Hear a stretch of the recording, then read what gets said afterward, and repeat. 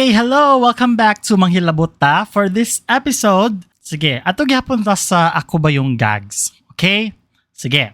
Same ra gyapon guys. Mayungit gyapon ko ron kay magsakit akong dila. Anyway, sige, this is from silly_aqua2. Hello! I'm using your story here in my podcast. If Bisaya ka, good. If dili, then do your best to understand me. Okay, para makasabot ka sa akong advice. Unsolicited advice. Sige. Nakita na ako ang title kay kay intriga ko sa title. Kay ang title ani kay by the way, this was posted 2 hours ago. Very fresh. So kaniya ning mga alas 5 na guy. O bag-ora jud kayo guys. Sige. Friends gihapon ang tag ani. Ang title kay Ako ba yung gags kung i-cut off ko ang best friend ko na pumapatol sa may asawa at anak na? Question mark? Nadapuntaan eh. Okay, sige. Ay, anong uso man kaniron? Ay, mabuang ka ba yan? Sorry. Sige, and the story goes. She's my classmate whole high school kaya naging best friends kami until now. By the way, iyahang friend kay 23 years old, female. But lately, parang di na nakapag-bonding kasi busy mga schedule sa school, no time for gala na. She's a criminology student dito sa amin. So, dyan niya nakilala mga lalaki niya na may asawa at anak na. Gosh. Sa group of friends namin, parang ako lang yung hindi nagtotolerate sa kanya kasi nga, it's a big no for me being a kabit. She's the kind of friend na gusto niya siya ang highlight palagi. Haha. First battle niya is nasa police training yung guy and may bagong panganak na girlfriend, though di naman kasal but still. Ang nangyayari, pumupunta yung guy sa house nila, minsan nga dun pa natutulog if walang training. Oh gosh. Then it came to a point na nagka-boyfriend siya ng different guy pero patuloy pa din sila ng police na guy. So ayun, parang di ko masikmura yung ginagawa niya kasi this boyfriend niya, now ex, is treating her so well. Then hanggang nagme-message na yung girlfriend ng police sa kanya at pati sa amin na friends niya. Nalayuan yung police kasi may anak na sila at siya daw ang dahilan bakit nagkalabuan yung police at girlfriend niya. My gosh. After that, parang isang buwan lang na di niya pinapansin yung police, then it ended up na nag-uusap pa rin sila. Pero now, I don't know kung patuloy pa rin. I don't ask anymore, so kada bonding ng magbarkada, ganyan ang topic. So lumayo ako muna dahil na busy din sa school and also nairita din kasi ako kahit na paulit-ulit mo na siyang sabihan na hindi nga yun okay na kabit siya. This week lang nakapag-bonding kaming magbarkada ulit at yun, napag-usapan na naman ang about dun. Well, I'm not surprised na meron na namang siyang bagong guy, pulis ulit, may asawa at anak na. Oh my gosh. Nakilala niya sa training niya, so bali on-duty police na ang new guy. Oh my gosh. Ako ba yung gags kung i-cut off ko na siya? My reason is I don't want to have a friend like that. Kasi nga, tell me who your friends are and I'll tell you who you are. End of story. Okay, straight to the point ta. Para nako, di ka gags for cutting her off. Kasi wow, Tagalog. If naminaw mo na ako sa mga previous episodes, kabalo dyan mong strong kay kuhaning topic ba sa mga kabit-kabit, no? Kay based ako ang experience, family experience, and all that. And mismo sa akong mga personal relationship experiences. But focus as a friendship. Okay? Kay I've had my share of, mga nag-air out na ko sa ako ang stand anang kabit-kabit. Okay? Focus ko sa friendship. Para manggod na ako. Tinuod yun na ang friends come and go. There are friends nga seasonal lang. There are friends nga for keeps. There are friends nga naalang sila for the good times. And there are also friends na naalang sila sa during childhood days. Pang reminisce lang sila nga friends. Nowadays, shagit jud.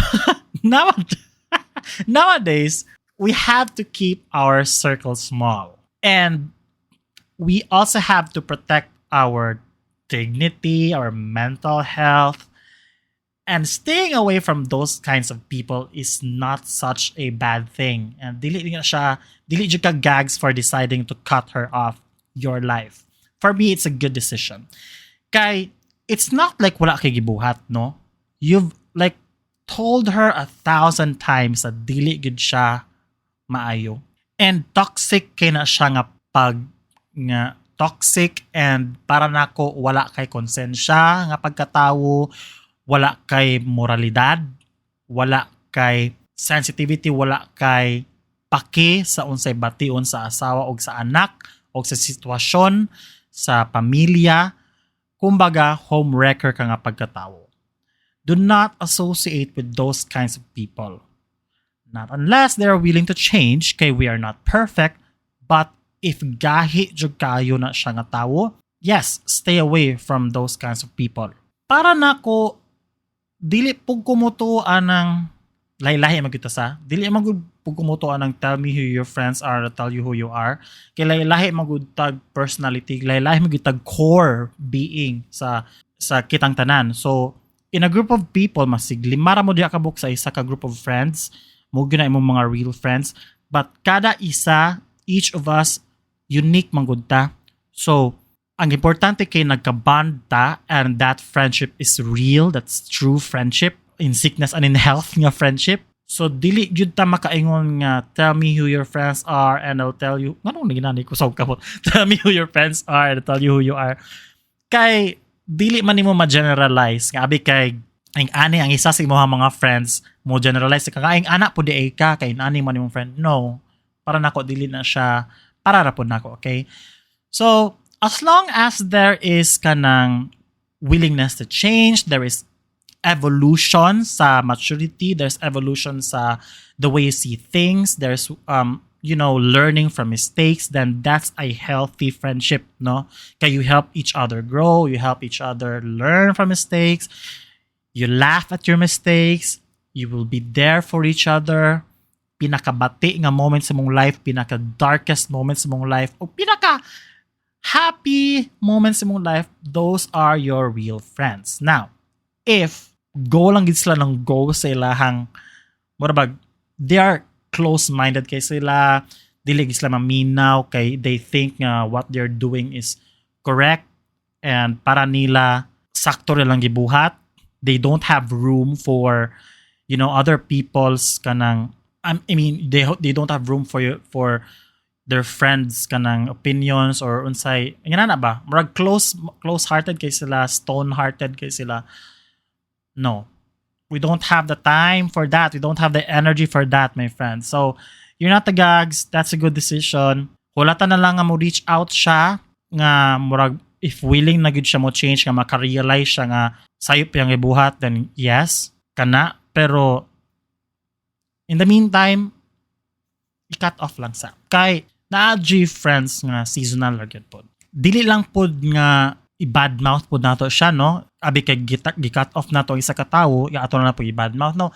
Focus po ta sa, mga good times nga, except sa kabit part siya, focus po ta nga, unsay mga good side niya. As a friend, diha na lang nimo siya i-cherish nga, okay, lami good po biya siya kuyog, lingaw po biya siya ang pagkabayi, pero, ana lang, diha lang yun po takutob na lang as friends. Kay, tinuod po na imgingon nga, dili yun po nimo kaya makik-associate anang inanang ang mga tao. Masig ako, marabag, okay, kung dili siya kang patuod, then I won't be a part of this.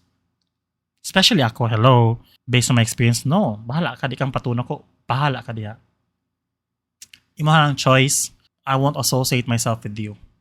Muna ko if dili ka, mo patuon ako. But, again, don't close your door entirely, kay kung mo change ang tao, then accept her na lang po if mo change ang tao. But if dili, then let go. Kaya nahilapot ako. Bye-bye. See you on my next episode.